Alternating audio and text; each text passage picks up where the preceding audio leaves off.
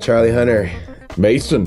Thank you so much for being here today. That was the amazing Spanish Joint by D'Angelo off the Voodoo album, year 2000, although, as you told me, it was not recorded anywhere close to 2000. No, I mean, closer to 2000 than like 100 AD. Sure.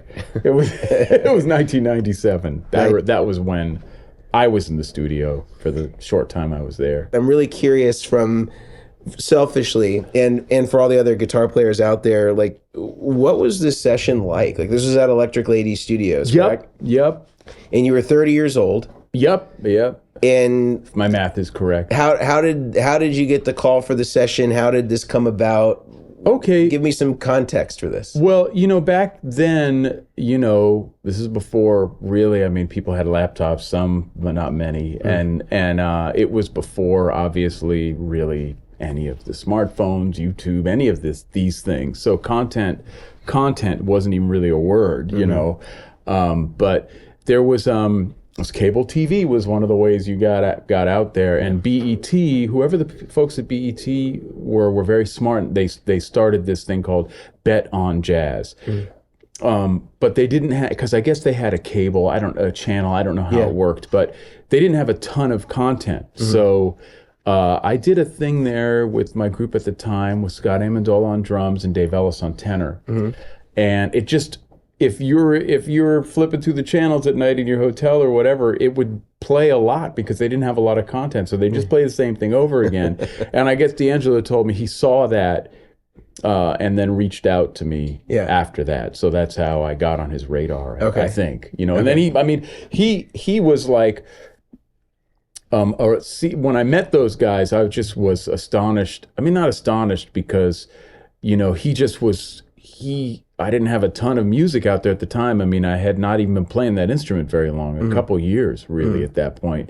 But I had a few records out on Blue Note and another record, and he literally had everything that I put out. I had listened to everything too, and was making comments on specific tracks and specific chord changes. I was like, wow, this guy's like really like a serious brainiac and like a total, like, you did that much research, man. I can't believe that. I'm getting uncomfortable, Were you familiar with his music at all before he had reached out to you? Like Brown Sugar was the first album? I remember that record being out, but honestly, we were touring so much with my band at the time. We were touring like constantly between that and all the other stuff, because being on Blue Note and releasing records. So I wasn't that tuned into everything that was going on, but I do remember that record. You know? Well, I guess because there was like a 3-year gap between the time that you recorded and it came out, did you have any sense of like what was being built on that record would become such like a huge thing? I know that it was huge for a lot of different reasons. Like musically, it was incredible. I think in terms of popular culture, it also hit a nerve because of the music video with the 360-degree camera and D'Angelo sans clothing. And maybe it brought an unwanted element to that sort of distracted from the music. But that aside, did you have any sense of like, wow, this stuff is really great, or this is going to be huge, or was it just kind of like... Not really. It just was not part of my thing. At one point, I think he asked if I would like to be in his band, which I was really flattered, but I had my own career going. I had all these people depending on me, and I had to keep that going. You know Right. what I mean? So I didn't get that opportunity. I guess I passed on it. But so, you know, I just, like I said, I was so busy in my own universe. I really didn't have an idea of it. But, you know, and I don't know how popular it was when it came out. I think it was popular. Yeah. But I think as time went on, it became more popular. Before we started filming, I was asking you about, you know, just like the session. And you're like, oh man, for me, it was just like a Wednesday. Yeah. I mean, I don't mean that in a blasé way. Those guys were incredible and definitely kicked my butt around the block a few times for sure. And it was a great experience to get to be in their universe for a few days. Learned a lot, you know. But, you know, you're at that, you're, you know, late 20s, early 30s. You're just so busy all the time. Mm-hmm.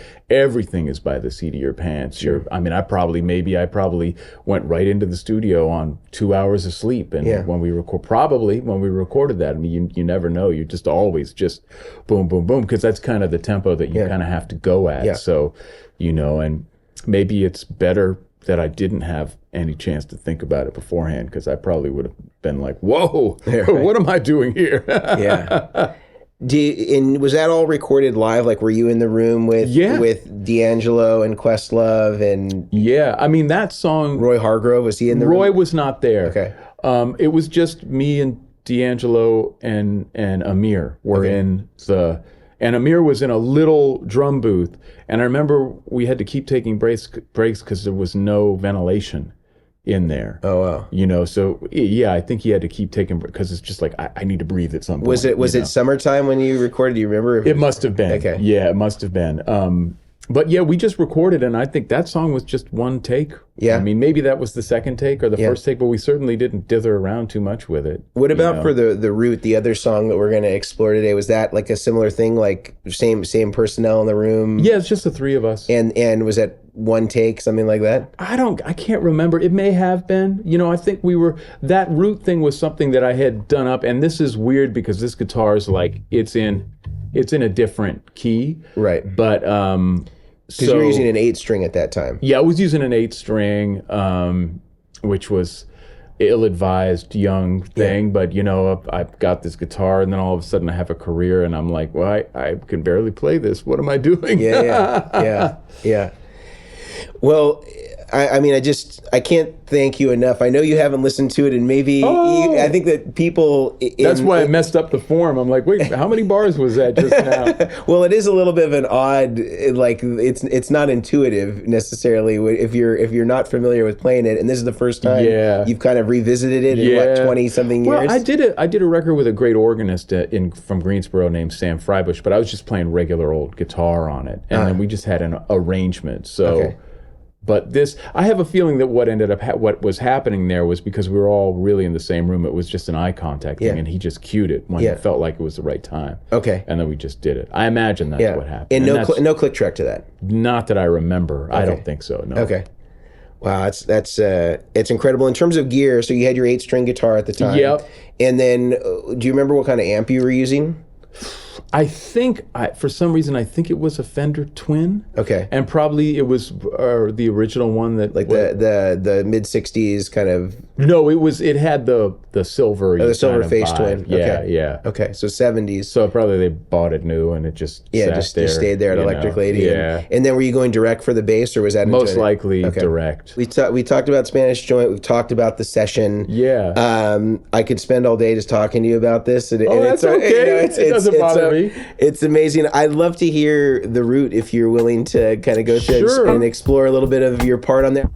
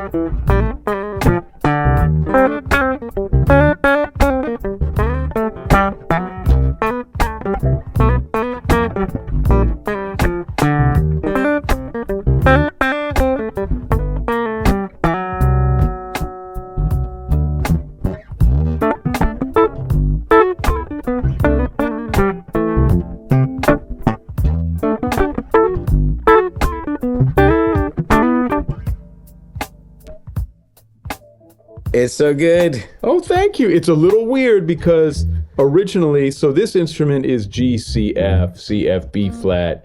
That 8th string was like E, A, D, A, D, G, B, E. But it was really hard to, I mean, I was trying to pack way too much into one instrument, and just like much harder to play, and the shorter scale length, and with a low E, it's just like, oh my God. So when you got for that song, for example, did he have like a chord chart that he was giving you, or were you just like listening in the room, or was like, no, I wrote how did they that. feel out? You wrote it. Yeah, in the hotel room. I remember it was something I was just messing with, and, probably watching sports on TV or something. Then I was just noodling with that, or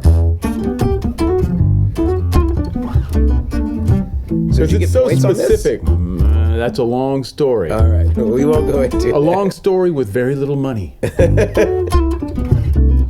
So and if you think about it,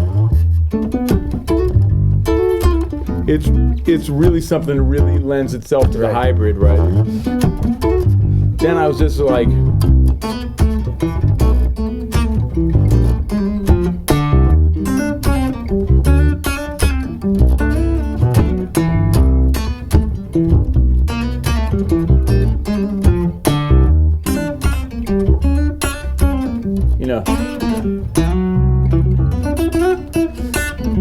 So was this before Spanish Joint or after that you came up with this? Or like you had come up with it before you even started the session? yeah, before I even started the session. And I remember going in there, one of the days, I don't remember when it comes chronologically with whatever, but I just remember like, oh yeah, this is a cool thing. I just came up with this nice little groove. And then there's like, oh, let's make some out of this. Yeah, and then we just recorded that, and I think we probably cycled it a bunch, and I'm assuming probably because the other thing was when I finished this, I remember we had a cassette they gave us, just like, here's a cassette of what you guys did, you know? And there was a lot of stuff on it too. Yeah. It wasn't, I have no idea where that cassette is. It's probably sadly in a landfill somewhere. Okay. But I remember playing it for some friends, and they're like, oh, this is killing.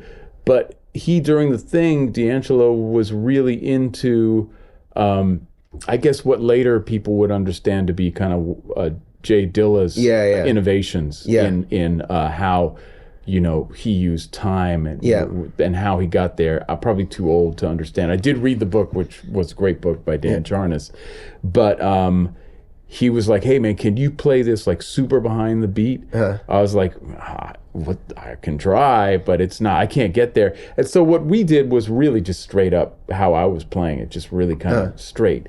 And later on, this record came out, and a friend of mine who heard it, he goes, man, he used, more colorful language, but he was like, man, they really messed your ish up on that record. You should hear it. It sounds terrible, man. Yeah, I would be mad if I were you. So like they slowed down your guitar or what? Well, I think I think what Russ did was, it's cool. I mean, he pulled it back a little bit, and just the relation to the drums. I don't really know exactly. Because I've read stuff about like Questlove saying that he couldn't like that time feel that he had to develop for Voodoo like was hard to undo. Like it took a while to learn it. It's like those people that do like science experiments where they see everything upside down and then like their eyes actually flip and then they gotta that's terrifying. That's terrifying. I don't want to be their friend. So it seemed like he had said that there was like a time feel that they were going for, and that kind of like that flam kind of it's quite thing. I think that's what they were kind of going, but it's more my friend Ella Feingold, who's a brilliant guitar player, was she's who connected us. She did. Yeah. Oh, great. Yeah. So shout out to Ella. She has his MPC, or she had access to maybe the Dilla MPC, and she was explaining to me pretty much his concept and how and it's kind of brilliant, and it's really, it reminds me a lot of like your Rubin drum, like 3 drum and clave music. Yep. Just the way that everyone in the group is their time is so deep and the feel is so deep that they can really stretch out phrases and do stuff like that because everyone really knows where the one is in such a deep way. So I think it comes from that. At least that's what I feel like it comes from. Well, it's brilliant. It's brilliant work, and those are 2 of my favorite songs on the record. Cool. And you're in high regard if the only, other guitar player of name is Spanky Alford. It's like that's rarefied air. Yeah, yeah. And He was the man. so, man, just thank you for that contribution to music, and my pleasure. very formative in my guitar taste and the way that I approach guitar. So thank you from me and to everybody else out there who took inspiration from that, even though you didn't really listen to it. That's the unbelievable part. The only reason I listened to it is because people are like, man, you should, you're this record. It's because of young people. My kids' age, people my kids' age are like, wow, that record is it. Yeah. I guess, it's the ripples in a stream. It takes a minute for it to reach the shore, I guess. And, history, time always does things with art and music. It the perspective, the lens gets distorted, or maybe it's distorted just right, so you can look at it the way it needs to be looked at. I don't know.